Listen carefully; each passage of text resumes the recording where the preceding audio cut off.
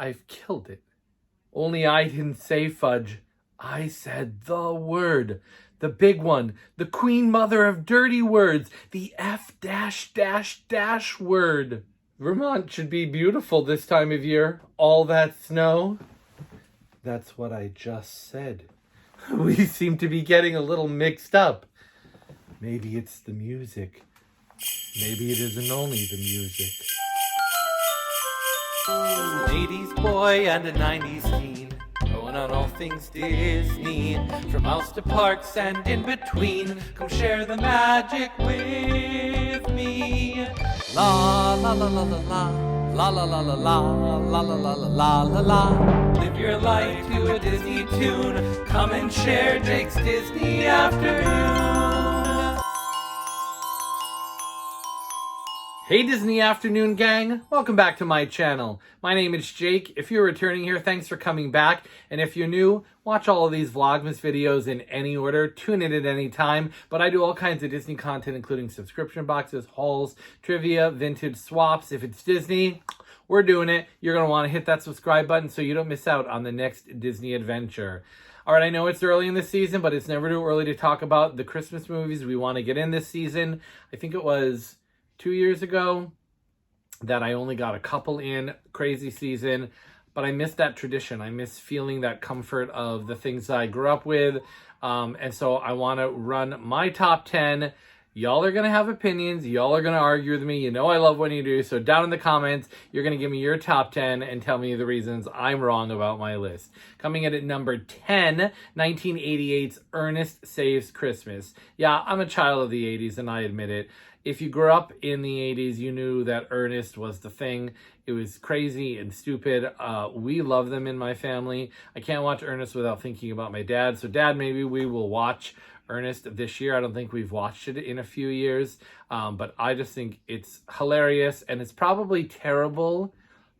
But the nostalgic factor is real and Christmas is about the nostalgia for me. So, I don't know, I connect those ideas together. If you haven't seen the Ernest movies, including Ernest Goes to Jail and Ernest Goes to Camp, and I forget a couple of the others, you should watch them. They're silly and they're fun, and maybe we'll make a little comeback for the Ernest. All right, another random one. You know I love the 80s, 1985's The Life and Adventures of Santa Claus. This film is a Rankin and Bass animated special. I love the films of Rankin and Bass.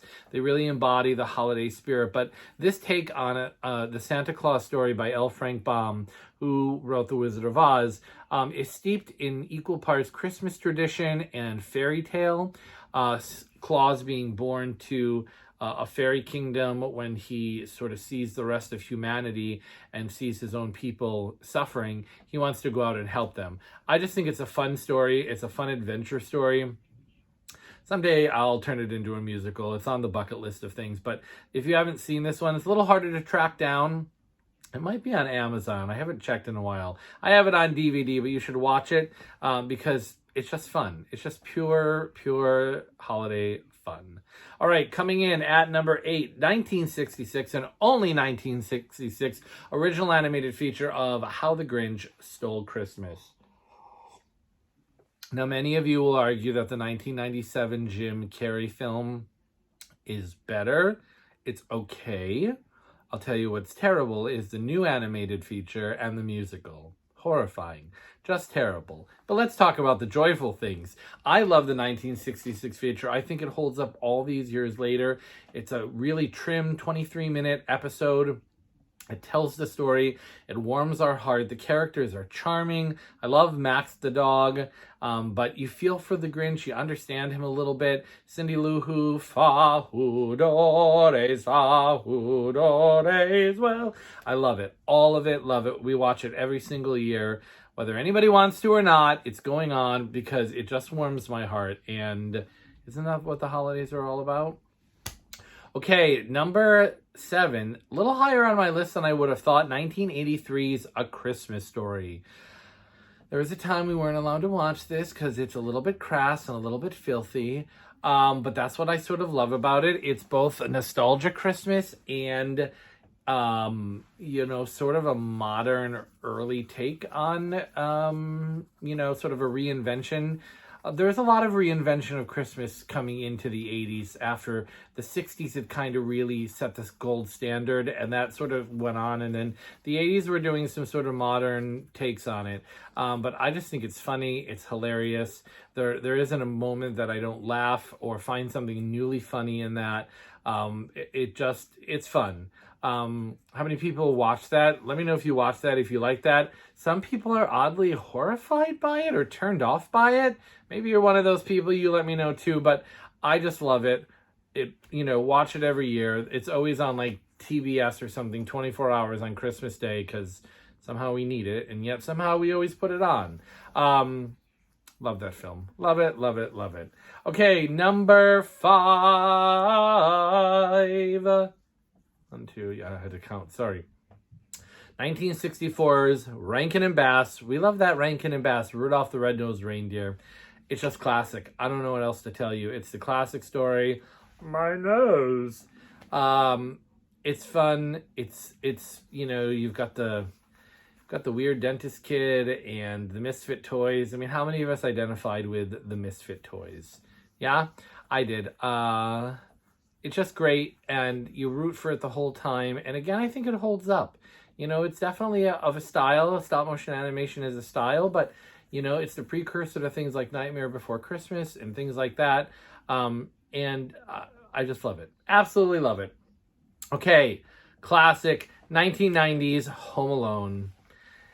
If you were a child of that era, Home Alone was the thing. We all wanted to be left home alone. We wanted burglars to come into the house, and we wanted to set a little fun maze of things for people to do. Of course, Home Alone is the story of the family who goes to Paris, which, look, let's end this meme situation right now, where everyone's like, what did Mr. McAllister do to buy this house and afford all those trips?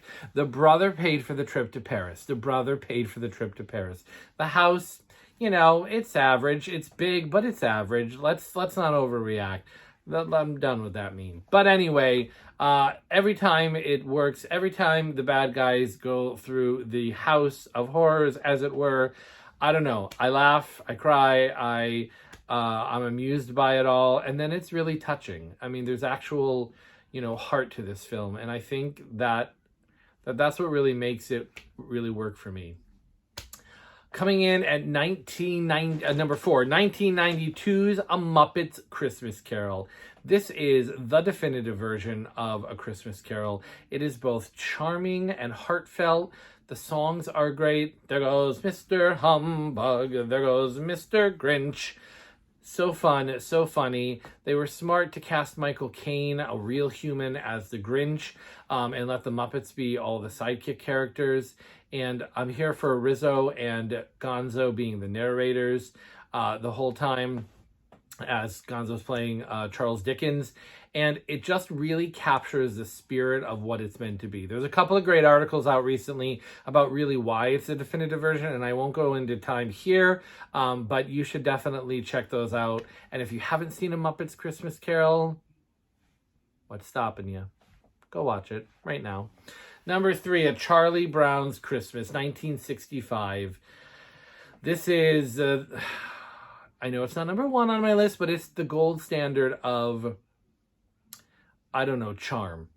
Charm, charm, charm. Whether you're religious or not, the message of hope and the message of finding the true spirit of giving and family and the community at that time of the year is just really the best. My favorite, of course, is when he goes to get the little tree and finds, the lot is filled with the aluminum chrome trees and finds this little thing that he takes home. I have one of those sitting on my desk, and we get it out every year, and we just love it because it just reminds us of what's true and what's important, and to not get caught up in all of the commercialism that is Christmas, but to remember to reach out and to be thankful for the little things. Every year, gotta watch it. Okay, a little more modern one coming in at number 2, 2005's The Family Stone. This is quite close to a perfect film. The characters, the cast, the messaging. I honestly don't think there are many films that are this close to being so perfect in what it intends to do and what it tries to do. and the emotions it tries to capture. I cry every year watching it. I just weep. It's just a beautiful story about a sort of disparate adult family. You don't see a lot of movies about families with adult kids coming together. It's always the younger kids and things like that. But and they have to deal with some family personal issues, and there's some quirky love triangle situations that go on, and it only takes place over the course of a couple of days, but you laugh hard and you cry even harder. And if you haven't seen it, The Family Stone, amazing. Just it's almost my number one spot, but in number one, drum roll please, I'm dreaming of a white Christmas. It's old-fashioned, probably a little bit dated in a few areas, but nothing says Christmas to me like watching that film. And I think, I suppose probably part of it is being in theater and kind of the showbiz angle. I relate to those characters. I kind of get it. I sort of missed the opportunity to have that charm where you just brought a show up out of New York into the country and you performed it there, and just sort of that 40s, 50s-esque nostalgia just after the war. I don't know, it charms me every time. I love Rosemary Clooney and Danny Kaye, two of my favorites. Rosemary Clooney is a phenomenal singer, and Danny Kaye is just a phenomenal actor. And it just, you know, they open those barn doors at the end, and it's snowing, and the sleigh is magically there, and they're all in their Santa suits. That's the one I like to watch on Christmas Eve, because it just gives me all the feels. I fall asleep often, but I've seen it so many times it doesn't matter. It's just connecting. The Christmas tree lights are on. We're curled up with a little rum-punched eggnog, and the film is going, and it's dark, and it's midnight, and it's just magical. Absolutely magical. Those are my top 10 Christmas movies. What are yours? Do you agree with some of my list? Did you watch any of the ones from my list? Are any of them new to you? I want to know down in the comments what movies you watch. Die Hard is not a Christmas movie. Ooh, controversy. Comment down below. Let me know.